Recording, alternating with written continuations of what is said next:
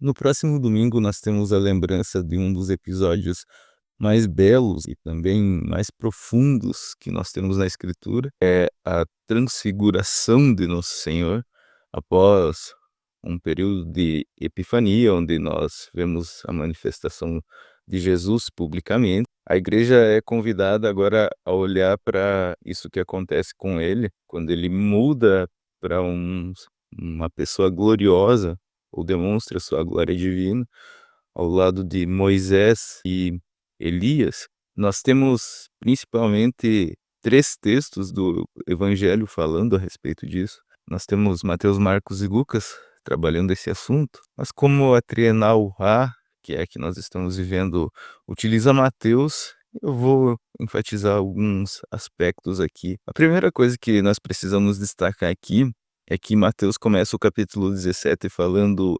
6 dias depois.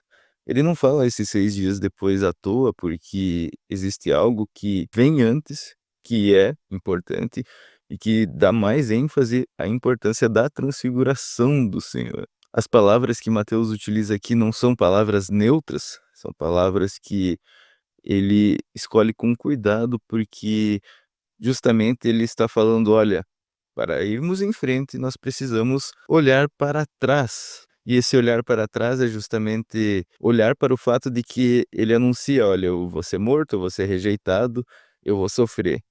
Então, nós chegamos ao relato da transfiguração feita por Mateus. Talvez outra questão importante de se destacar aqui é que Jesus não mostra ou não se transfigura antes de anunciar que ele passaria pela cruz por sua obra decisiva a respeito da salvação, que é o seu sofrimento e morte.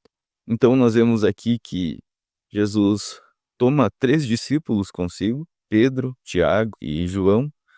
Não há uma multidão o seguindo, apenas 3 discípulos. Aqui não está havendo uma espécie de um espetáculo, onde cada um pagaria para ver, mas o que há principalmente aqui é o dom que Deus promete para aqueles que são seus filhos e que agora se manifesta em Jesus. Então Mateus fala, como diz o texto: "E foi transfigurado diante deles, o seu rosto resplandecia como o sol, e as suas vestes tornaram-se brancas como luz".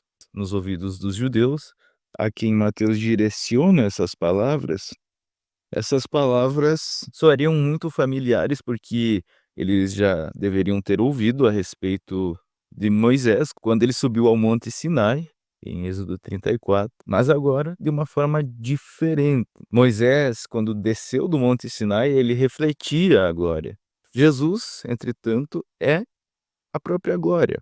Em seguida, nós vemos Mateus relatando que, junto com Jesus, apareceram Moisés e Elias falando com ele, como está escrito no versículo 3. "E eis que apareceram Moisés e Elias falando com ele". Aqui não são 2 pessoas aleatórias, são 2 personagens bem conhecidos. Moisés, que recebeu a lei lá no Antigo Testamento, ou seja, Moisés representa a lei aqui, e Elias representando os profetas. Toda a escritura do Antigo Testamento está ali. Tanto Moisés como Elias não falavam sobre si mesmos, e sim apontava para este que estava diante deles. Nós vemos então que o Antigo Testamento se completa justamente em Jesus, porque vemos esses 2 grandes servos do Senhor diante de Jesus e se curvando. O que se sucede então é o que Pedro vai fazer. Aqui podemos ver a lei que o texto nos apresenta, porque ele vai fazer algo que todos querem, a glória. Eles estavam em um momento de glória, ele queria permanecer neste momento de glória, e então fala assim para Jesus: "Senhor, é bom estarmos aqui. Se queres, farei aqui 3 tendas. Uma será tua, outra para Moisés e outra para Elias". Pedro quer permanecer na glória. Ele sabe que seu Senhor está no caminho para a cruz, como Jesus já havia enfatizado. Então, ele procura permanecer naquele lugar e permanecer com aquelas pessoas. Talvez aqui pudéssemos pensar: Jesus repreenderia Pedro, mas a repreensão pode ter sido um pouquinho mais forte do que imaginamos, porque o próprio Pai, em um dos poucos episódios que ele se manifesta falando no Novo Testamento, fala para Pedro: "Este é o meu filho amado, em quem me comprazo, a ele ouvi". As palavras do pai devem ter pegado fundo no coração de Pedro, ao ponto que o texto fala que eles caíram ao chão, eles desabaram, porque com certeza eles compreenderam o erro que haviam cometido. Com essa glória manifesta, os discípulos não conseguem se manter em pé.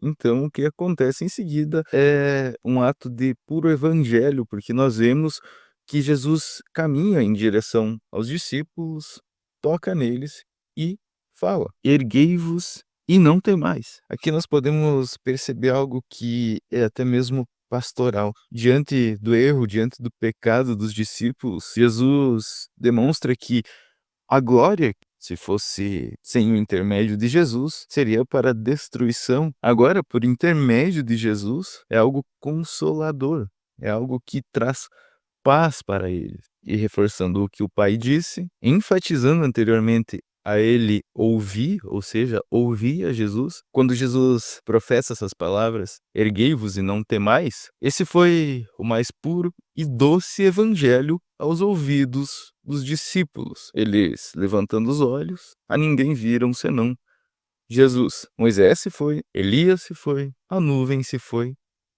fica apenas o coração do evangelho aqui, Jesus, o próprio Cristo. Eles descem do monte, Jesus ordena a eles: "A ninguém conteis a visão, até que o Filho do homem ressuscite dentre os mortos", demonstrando que a glória de Deus só ia ser demonstrada corretamente aos homens à luz da própria cruz e da ressurreição de Cristo. Sem a cruz e a ressurreição, a glória de Deus vira pura ilusão para nós. Agora, ao contrário disso, com a cruz e com a ressurreição, a glória de Deus vira salvação para nós. A transfiguração demonstra que a cruz e a ressurreição pela qual Jesus passou não negava quem ele de fato era, mas pelo contrário, revelava revelava quem é Jesus. A transfiguração não nos convida a fugir do mundo como muitos ensinam por aí, mas a ouvir o Filho de Deus